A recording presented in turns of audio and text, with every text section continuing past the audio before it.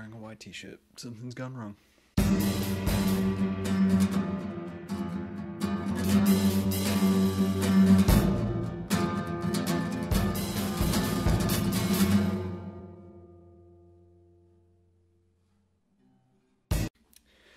So kids, how are you doing today? I was recently having a conversation about intention, kind of people's intention and your intention and what you bring to the table in any one conversation or mood. And I think it's a very topical thing right now, you know, especially online. I recently went through a situation where someone tried to scam me online, and it's hard to tell what someone's intention is. It's hard to kind of get in there and notify that and view that, and it's a bigger conversation for people like myself, you know.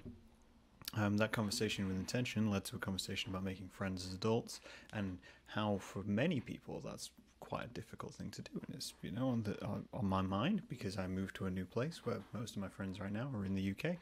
That's just the reality for me. So here I'm making other friends, and that's, you know, I wouldn't say that's difficult, but it poses its own challenges, right? I'd say it poses the same amount of challenges as, you know, meeting anyone, trying to get a job, trying to find industry, trying to network, or anything like that. Making friends is just another thing on that list. It got me thinking, though. It got me thinking about why that is, and why we, you know, struggle with it as adults past the age of, you know, I'd probably say past the age of like 18. That's when it starts to become a thing. That's when you start to notice it. That's when, you know, you're settling down your mind and your interests and all these kinds of things, and just randomly acquiring new people in your life that you know, trust, and want to be around is a challenge, right? That's the view. And one of the things I was thinking of is that maybe, you know, one of the things which we find as adults of when you make new friends is that a lot of those friendships are founded out of, I wouldn't say struggle, but they're founded out of a shared conflict, or like a shared interest. You know, think about your recent friends. Think about friends that you've made within the past few years.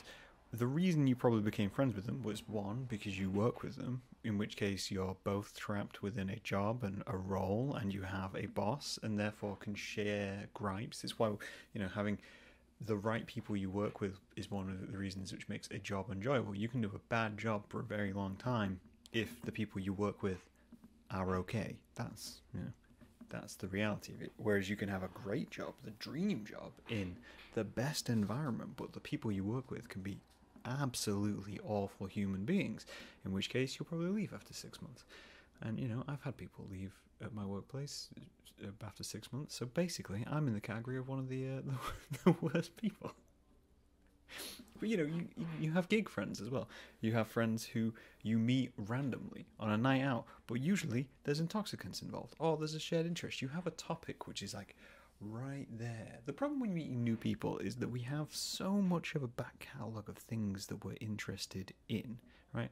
I'm no one thing. I think maybe this podcast is a good example of that. I'm not a podcast guy. I don't really watch podcasts. I don't really listen to podcasts. I'm not just an art guy, because I have interest in things outside of art.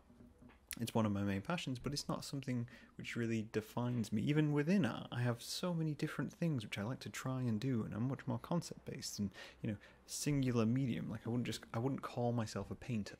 That's not a label I would apply to myself. So when someone meets me and they ask me what I'm into, it's like, dear God, what do you pick? What do you do in that situation? What do you do? What interests you? I guess I'm seeing this maybe from the perspective now of the guests which I have on the show, where I ask them to pick a topic. Like, pick a topic, guys. And most of them pick something which is related to, you know, what they do on a day-to-day, you know, the message they want to get out into the world, which is perfectly fine. That's essentially the reason I initially reached out to them, because they have this spark, they have this little passion which they're interested in, and we want to talk about it, and that's fine. But you make friends as adults through shared experience, I think, is my initial point for this episode, is you can't intentionally go out saying, I'm going to make a friend, because that's kind of always doomed to failure, because your intention is to claim somebody, and people don't want to be claimed. Or you're going out saying, I'm going to make a friend, and you're going to do that by asking people if they want to be your friend or what's your intention. And I think that's setting yourself up for tragedy, because it'll lead to them lying, I think. It's an interesting thought, and I have further information on this. Read on for more. Please turn over. Anywho, so one of the reasons I think this as well is, so as adults, we're very good at meeting people, right? And I don't mean meeting people like finding new people to meet, or, getting into relationships or anything like that. Well, I mean, maybe like that down the line. But I think we're just very good at being polite. We're very good at existing society because we've had years and years of practice, right? We're just good at being nice, being okay within the world. We know what affects the world around us, and we know what we can and cannot say. So we know how to adapt our personality as well to somebody else. That's why it's so jarring when you meet somebody who isn't that, somebody who doesn't have control of that. It's instantly recognizable because day to day we know what's happening. We know what's polite. I was at the post office the other day picking up a parcel. I was in line with a bunch of people, and we knew to queue. The people behind me were having a chat.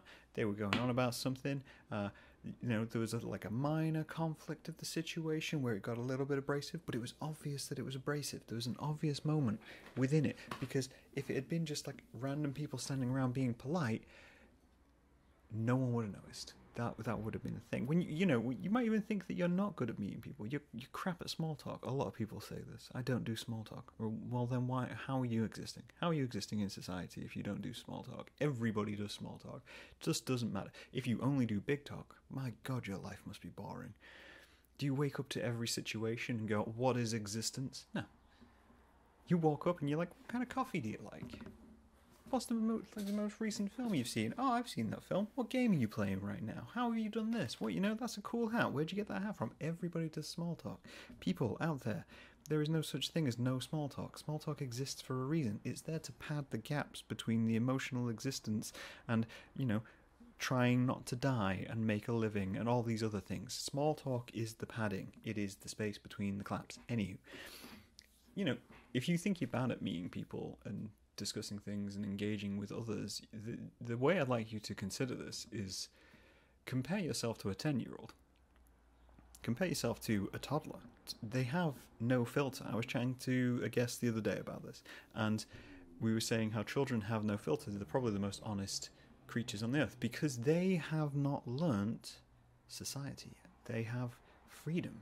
They have no view of what is and isn't intent, so they just say what comes to mind. I like that. I don't like that. I want to go here. I want to go there, because they haven't learned that there's padding in between that there's going to be obstacles, that there's going to be a need to fill the time in some way, because standing there in line and then suddenly going, "I think I'm going to die today," requires nuance, right?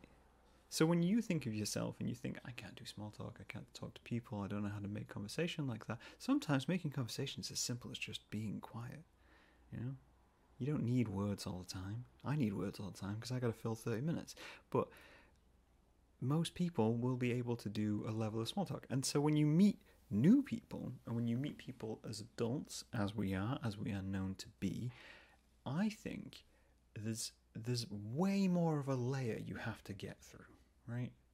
As children, you go into a playground, and whether you're shy or not, someone may approach you, and it will follow along the lines of, "Oh, hey, do you like this? I like that. Awesome. Let's be friends." That's making friends as children.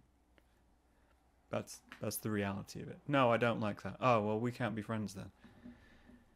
"Do you like pizza?" "Yes, I like pizza. Let's go pizza." "Okay, my mom likes pizza too. I can be your mom's friend." It's so simple.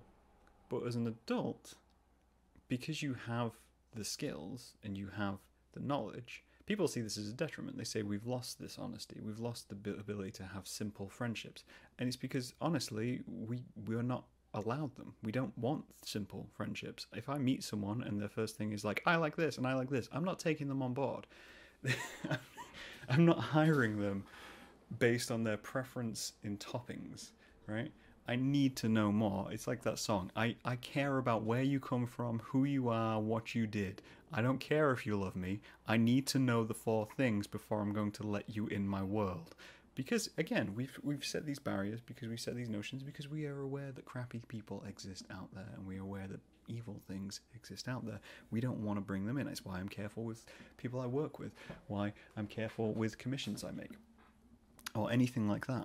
I look into people, guests, I look into them, I find out who they are, what they do, who they vote for. All those kinds of things come into play in some manner when introducing people. And as I say, we're complex. We're complex people, and by the time you get to your 20s and 30s, you may not even know that you're doing it, but you've managed to develop skills to exist within a world of complex people, right? That's the whole premise. That's why, when we talk about people with autism, that's why you can notice. It's because the skills aren't there because they've been unable to develop them. And that's why there's that differential between those who, are high functioning and not high functioning. And these are the things. And I'm not saying society needs to exist in like a perfect perpendicular world where everyone has these skills. I'm saying there's a place for everybody. But I'm trying to explain why it's so hard to kind of get into this, right? Is every single person you meet, is complex, and that's the beauty of reality. That's the beauty of life. That's why I sit down and talk to people, because I want to know what's past that front veneer. But it takes time to open that up. That's why we sit and talk for an hour. That's why we ask questions which are off topic, because it helps. It alleviates that strain. It puts you on the back foot of like, oh, well, this person's actually might be interesting. Because I think this comes up a lot when you think about things like dating apps and workplace interviews. They're attempts to break that down, right? That's why interviews exist. That's why you have small talk on apps, because you've basically got to get through that front veneer. Everybody has it. Everyone's got that front veneer. Everyone's putting up a facade and laundering money behind the front of it. Everyone has a bakery with a bullet gun, a bunch of bullets behind it. That's the reality of people, and that's how we exist and how we manage to exist as society and community, by having that consistent layer. Nobody knows what's going on. I like to think, I was thinking of this the other day, and it was a comparison to make, that things like dating apps and workplace interviews it's like the TSA for emotions, right? It's airport security for emotions, because these things are very binary, right? You walk into a job interview and it's very binary. You want that job. They're not sure if they want you to have that job. So you're going to explain the key things without getting distracted. The key things, I'd never be able to do a job interview. Have you seen how distracted I get? The key things which make you key for that role. And it's the interviewer's job to find out the things which you're not saying, right? Everyone can write down on the paper that they're great. I do well. I'm trained. I've got this degree, etc., etc. Everybody can do that. It's factual. But what I want to know is your personality. What I want to know is whether in 3 months I'm going to hate you, right? There's levels to it. In the same with dating apps. Dating apps are the most brutal things if you take them completely seriously, because they're binary. They're completely binary. It's I look like this and these are my interests and this is why I exist. It's not really, is it? No one's main interest in life is margaritas apart from alcoholics. No one dresses like that all the time because it would cost you the earth to do so. Nobody is constantly on a trip to Paris because you live in a different country.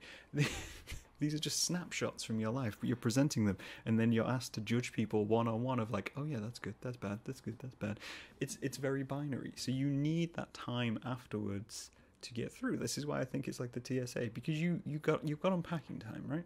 There's got to be a little X-ray time. There's got to be a little time to sit back, look at somebody, and go, okay, why are you qualified for this job? I realised I went back to jobs and not dating. I'm not asking why you're qualified for dating. Maybe that's a way to do it. Just sit down in job interview style. Do a presentation. I love those things online where someone's done a presentation on why they should date you. That's fantastic. But anyway, it's sitting back and X-raying that world and saying, okay, well, this is what we found, right? This is you. This is what I've noticed. Are these things true? Is this thing accurate? Do you think this is an accurate representation of you? We do that through small talk, through going on adventures, through talking to other people, through sitting there and going, oh, hey, this is how they interact with the staff. This is how they interact with people around me. This is how they order. These are the little giveaways which show exactly what went on in their life, asking them about their life, unpacking all of that. And the beauty of that is that most of the time, because you can't know what baggage someone's bringing, right? Everyone has baggage, whether it's good or bad. Everyone has baggage. Everyone's carrying a few bags. You don't know what bags they're bringing. And sometimes people don't even know what's in their bags, right? It's possible to carry around an emotional bag and not realize that that emotional bag is full of trauma. That's what things like therapy and catharsis and creation are for. That's how you unpack those bags. Sometimes you can talk to a person and within a few seconds realize something about them that they've never realized. That's why things like small talk are incredibly interesting and incredibly needed within society, and why it's so hard to make connections as we become adults, because we've gotten very good at getting things through airport security. Right? I've taken a penknife on a plane. I did it accidentally. I didn't know it was in my bag. It's going to be the same with meeting me as a friend. There's going to be something in my brain which I don't know I'm carrying, and you're going to suddenly discover. I think it's easier and a better way, which is less pressured in life, if you approach everybody on a level of most people are nice and most people just want to be friendly and polite, and then you figure out what they're about. This is why I've had it said to me before, this is why I'm naive. I fail to notice people who want to talk to me. I fail to notice people who are interested in me. I fail to notice if I'm good at my job, because I think I'm generally just okay at everything. That's how I think about the world. And I think with that, I have no pressures in life. I know I'm very independent, and I know I'm very good on my own. Hell, I move around the world on my own. It's a detail to me. That's all that is, because I just think, well, yeah, anyone can do this. Most people are nice. Most people are capable. That's the great thing about being people. That's how we ended up at the top of the food chain. That's how we're killing the environment and the world around us. Why not utilize that for something more positive? And just accept that most people are nice to you, Be polite. Be nice. Put in a little bit of small talk. You don't have to get into somebody's day. And if someone doesn't want to engage, fair enough. That's great. They've set a boundary. You obey that boundary. Don't approach and inconvenience people in their day. I feel like I've gone on tangents here. I was just suddenly thinking about people approaching everybody as super friendly, and how much I'd hate that if someone did that to me. But I don't want, I don't want people approaching me being overly friendly. What I want is just a casual conversation or a pleasant interaction. And then I'll figure out the rest as we go along. I go to the post office. It doesn't matter what mood you're in. I'm going to be polite anyway, because I don't know what's going on in your world. I don't know how many pen knives you have in your bag. I don't know what you take in your coffee or what you top your pizza with, but I ain't going to form an emotional bond to a post office clerk based on that. All I'm doing is getting through that one situation. All I'm doing is getting through the workday, chatting about coffee and bagels. These are things and interactions which don't matter. This is why we have so many work friends as adults, because you learn about them over time. And if you don't give every interaction and every relationship time to learn over time, you're never going to be friends with anyone. And you're going to end up alone, because you're cutting out the part which is the human part. You're going for the binary. You're looking for someone whose main gig is, going to the gym. And that's their binary. And I'm like, the world's not binary. We know this. Trans rights matter. The world has more than one level of interest in every other person. Gender's a fluid form. And these are facts. People are capable, but can be assholes. People can be terrible, but can be amazing people. I think we need to think about how we meet new people. Right? I think we as adults need to consider how we meet new people. And I think it's very useful to you, to me, to everyone around us to take that pressure off. To just, accept that some people want to be friends, some people don't want to be friends. And in the end, at least you can chat about little things in between and discover new things. One of my favorite things about doing the podcast is discovering these new bits, right? Discovering new interests, artists, and it's why I started asking people for their guests. Who are they interested in? What do they talk about? What do they do? Have I heard of them? Can I contact them? Is this going to be like another thing which I'm going to throw myself into? A great example of this is I recently went to a gig with a work colleague, and we get along fine. We don't know that much about each other, but we went to a gig. He asked me if I wanted to go to this gig, and I discovered a band which I'm currently listening to most days. I bought their music, and I'm really enjoying it. And that's, that's small talk. That's how we ended up in that situation. If we hadn't, and we'd had the intent of just being work friends, or the intent of being made friends based on interests, that conversation would have never happened. You can't go in with intent. You can't. And that goes for all things. You have to just go into every situation as, yeah, I'm going to make it through this situation. Even job interviews. Even looking for those kinds of things, you can't go with that. It's like, I'm going to get this job. I'm going to do this. This is going to be the thing. This is going to be the one. I'm going to be this. No. You just go into a chat. You're going to talk to people. And most people will talk. I sound like my gran. My gran has a great habit of being basically able to talk to anybody. But if she gets bored of talking to you, she'll just wander off. But she'll be polite about it. But that's the brilliance of old age. I'm waiting to be that old man where I can just walk away from conversations. But until then, I'll talk to people. Why not? Worst things in the world for me to do. But that's my intention. Maybe you agree, maybe you don't. Maybe you know someone who needs this advice. That as adults, we're very good at shielding ourselves and existing within the world. Because we've spent 20, 30, 40, 50 years building these skills. So it takes time to unpack them. It takes time to get through our support security. Arrive early, and the process will go more smoothly. I'll talk to you guys later. Bye.